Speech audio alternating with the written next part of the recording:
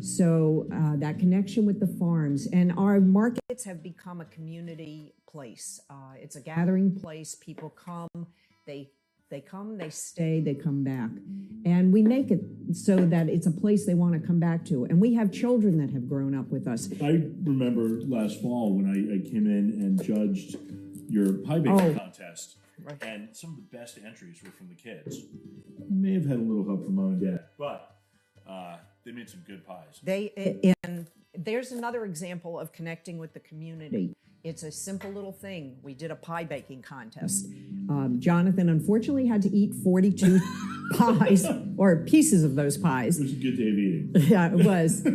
But the community comes in, and they do buy. They do buy from the farm market. So they were fresh. They were using fresh ingredients. They were very excited about it. And we also have an exchange going on between farmers and vendors at the market. So if we have a prepared food vendor, such as our pizza vendor, Cipolla Rosa, that cooks in an Italian oven that gets up to 800 degrees, you will see him running around the farm market in the morning getting all his ingredients, fresh eggs, fresh lettuce, fresh charcuterie, anything he decides to make, and they're created right on the spot. I think we're ready to start doing some prep on the next dish. So in addition to this, I wanted to do a dish that I love doing in spring, and I actually created for the first time for a farm market. So very often when I start demos, if I'm really early season, and your markets run all winter, so if I'm cooking in like late March, early April, there isn't any fresh asparagus yet. And yet it warms up here in DC. So you see people out in their shirt sleeves and the jaunty spring pastel sweaters, and everyone's ready for their strawberries and asparagus, which aren't showing up for another 3 weeks. Right. And so you've got to figure out, how do you take these winter storage vegetables and turn them into a spring dish? So I took some celery root, the world's ugliest vegetable, and grated it, served it raw in a slaw, and made this really spring-tasting honey and poppy seed vinaigrette for it. Oh, so it sounds wonderful. You know, Jonathan, that really is the world's ugliest looking vegetable. Would you mind just peeling that down, and we're going to grate it on the box grater for the salad?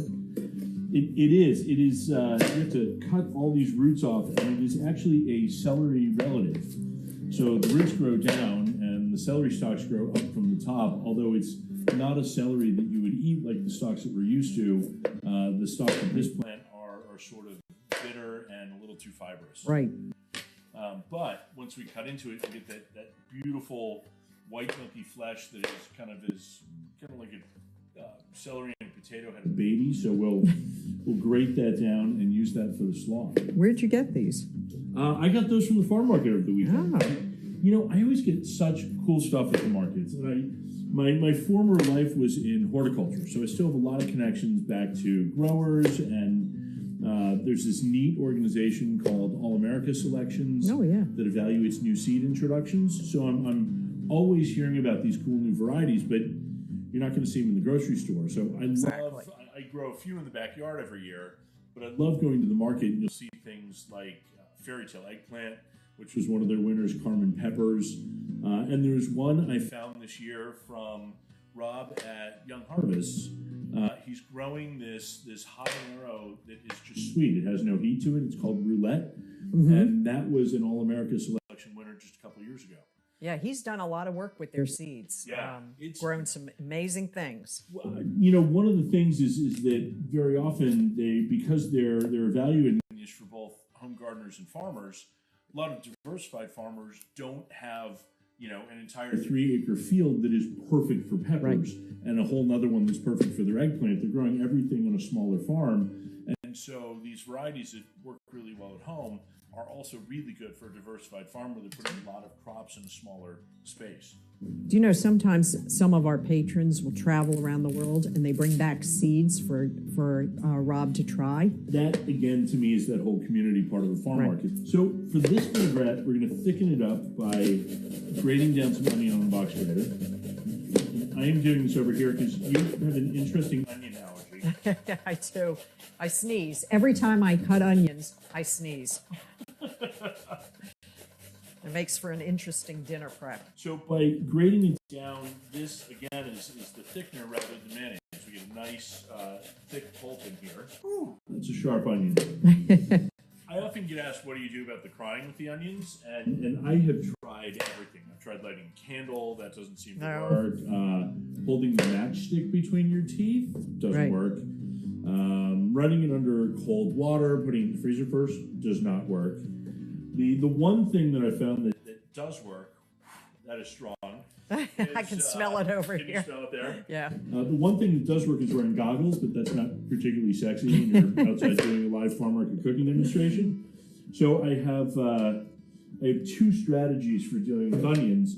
The first one is not going to help you, and that is go stand outside of the farm market so there's plenty of wind movement. Right. Takes all of those fumes away. Oh, that's a good idea. Right. The other one is if you chop it up really quickly, and I have this method where you kind of cut a few slices across the top and cut it in front of it.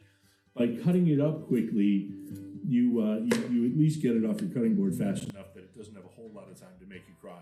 Well, but I see a tear or two there. Well, yeah, I am feeling that. I don't think there's any way around it. No.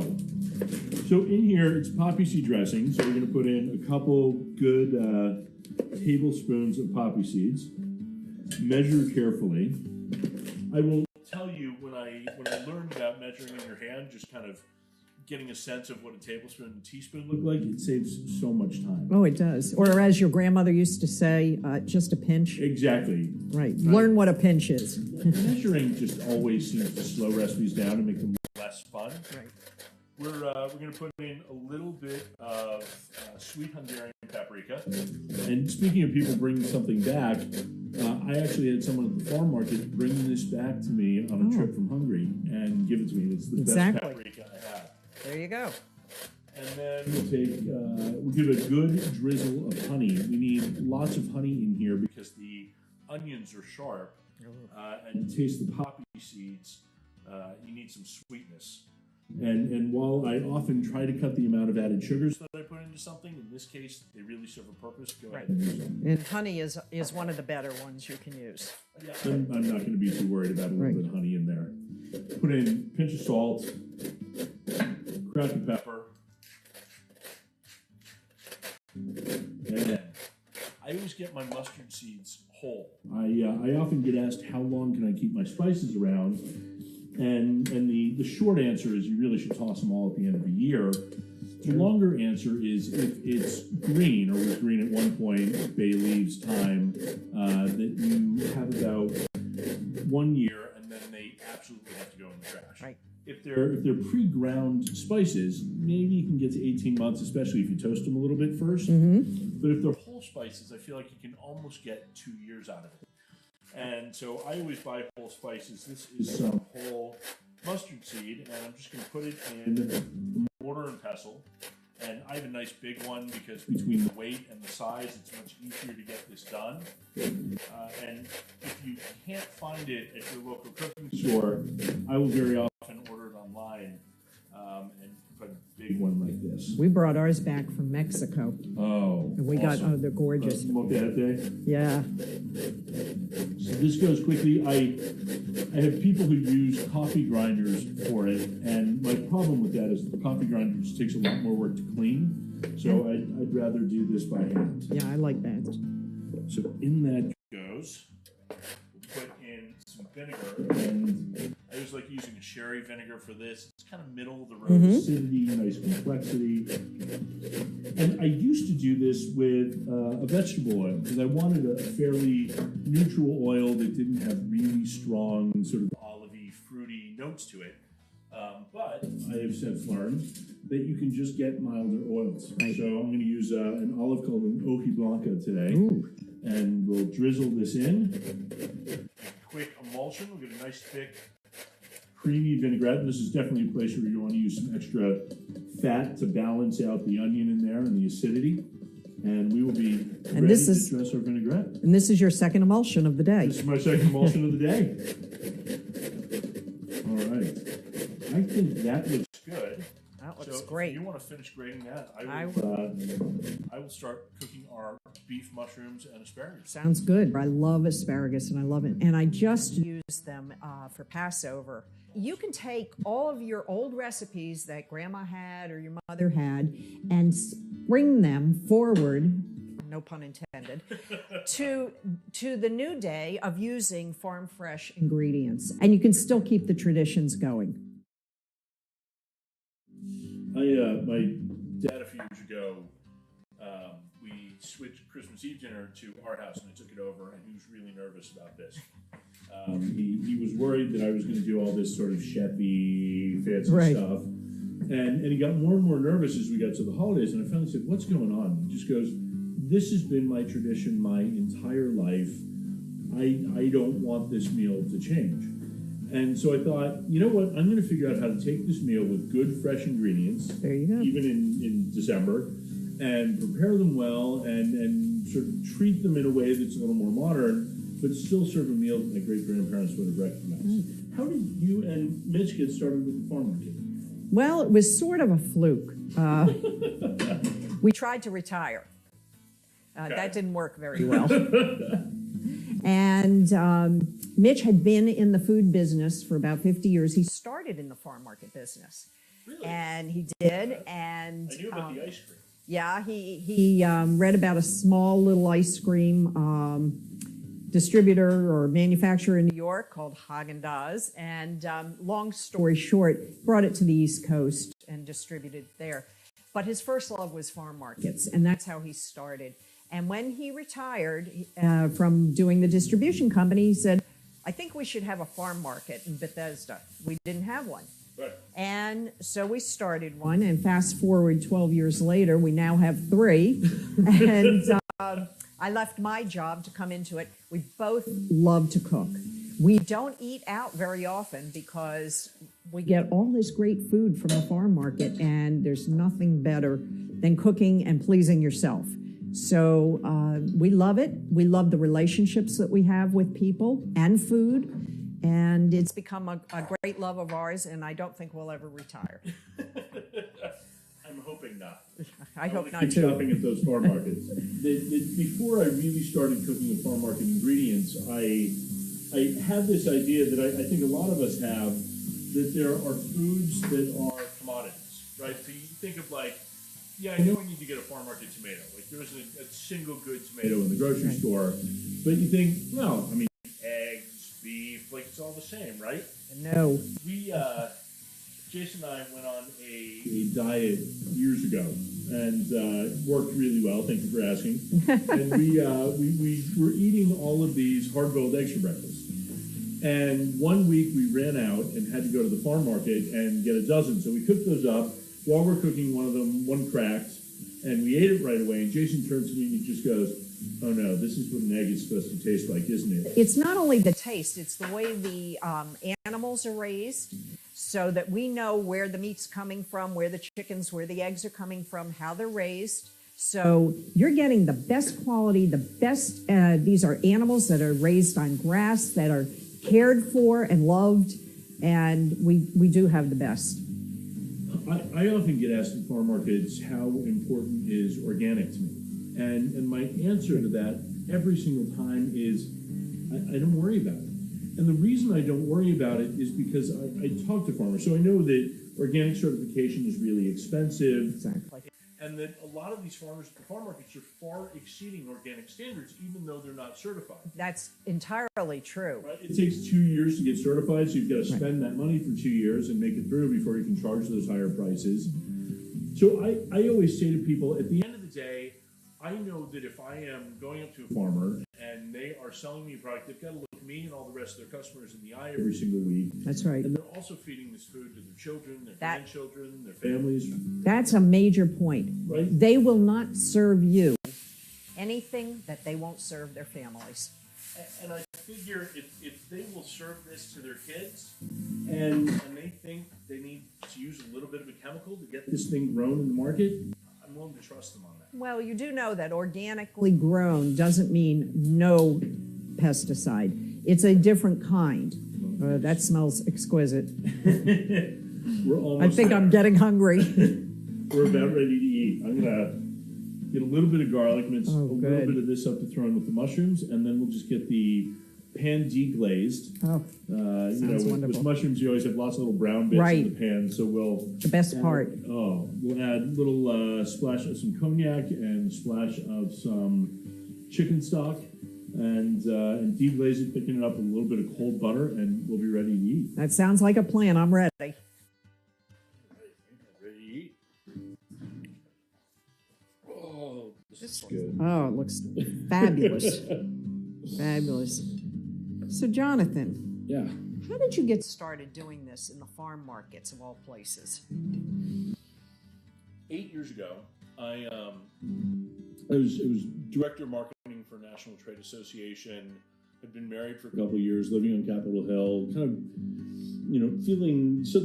felt like I had checked every before you turn 40 box, and I was wondering what the next big adventure in life was. So I talked to a private coach, and he sort of does this high-level profile and says, go talk to important people in your life, figure out what this might look like in action. So I called my brother, who was living in D.C. at the time, and Alec and I go over to a restaurant by a farm market, and I explained this profile to him, and he looks me straight in the eyes and he goes, dude, I have no idea what you are talking about. Can you at least give me an example?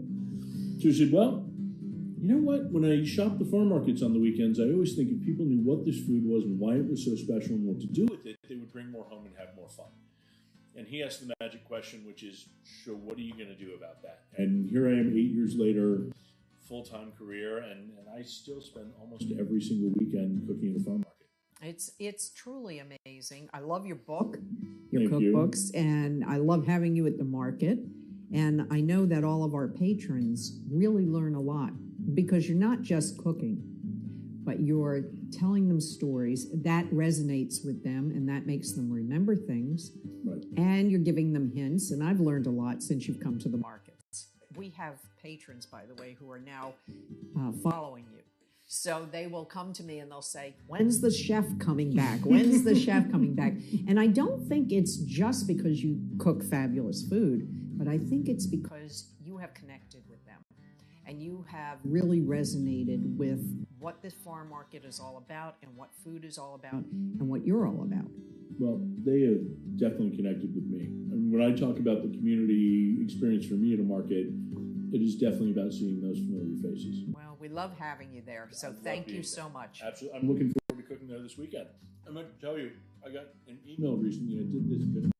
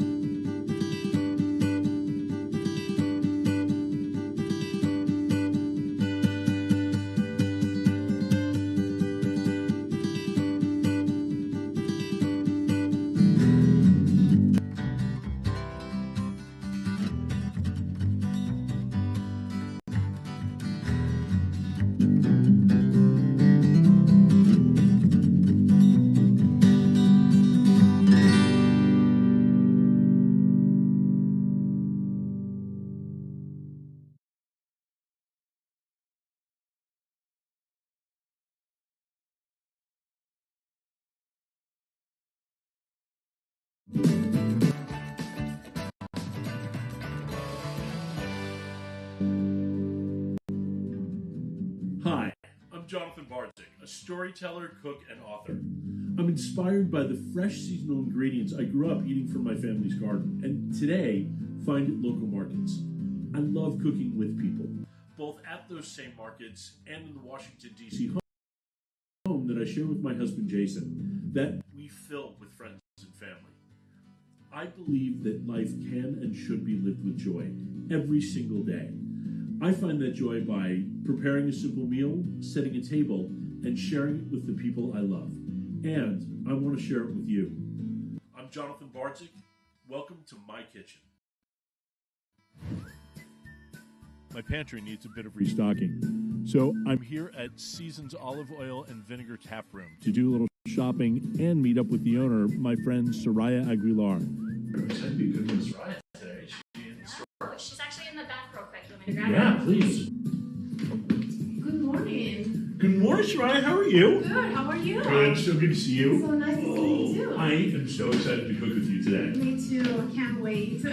I just got some beautiful eggs at the market this weekend and some peach handfuls. So I was thinking we would do a scrambled egg, and I just ran out of my bottle of the Frontoio, which I've been using for my eggs every single morning for breakfast. Okay. Do you have another bottle? Well, we don't have the Frontoio right now, but we just received our freshest harvest from Chile. So what's and it? we have a fabulosa, which is similar. I think the same flavor profiles. What is the flavor of it? So it's spicy, it's very fruity, and also very grassy, but a very well balanced extra virgin olive oil. I think you're gonna love it, and it will add so much flavor to your eggs. May I taste a little bit? Yeah, absolutely. So when was this pressed? This was pressed in April, so just a couple weeks ago. So be careful when tasting because it's loaded with antioxidants, and you're gonna feel a little bit of. Oh, I can feel that in the back of my throat. That's Super delicious. fresh. That's awesome. That's all you want for your eggs. So I was also thinking that we would do a vinaigrette potato salad. This recipe has saved my marriage. My husband does not like mayonnaise. I hate it. Well, perfect. So we'll have some good eating today. Yeah, good lunch. So any thoughts on what we should use for that vinaigrette? I will, of course, recommend my family oil from Spain, and this is the core and the heart of our business. This is how everything started, and I always have a bottle of this in the house. you can use it for absolutely everything. Was pressed super green. It has very low fatty acids, so you can expose it to high temperatures. So you can cook with it. You can make salads. It adds so much flavor to pretty much anything. I'm excited. Me too. You ready to cook? Absolutely. Let's grab a couple bottles and head to the house. Okay. Awesome.